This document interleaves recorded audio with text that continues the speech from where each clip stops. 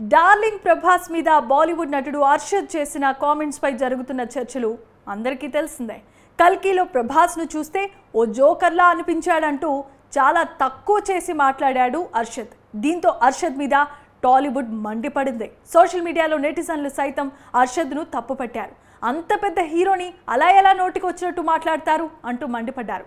ఇక అజయ్ భూపతి, సుధీర్ బాబు వంటి వారు సోషల్ మీడియా వేదికగా అర్షద్ వ్యాఖ్యలనైతే ఖండించారు. తాజాగా శర్వానంద్ ట్వీట్ చేస్తూ ఓ నటుడిగా మరో నటుడిని గౌరవించడం అనేది మన బేసిక్ ఎథిక్ అంటూ ట్వీట్ వేశాడు. ఇక మా ప్రెసిడెంట్ మంచు విష్ణు అయితే బహిరంగ లేఖనే విడుదల చేశాడు.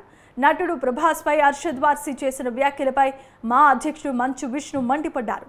సినీ టీవీ ఆర్టిస్ట్ అసోసియేషన్ అధ్యక్షురాలు శ్రీమతి పూనం దిల్ఖాన్ కు ప్రత్యేకంగా లేఖను కూడా రాశారు.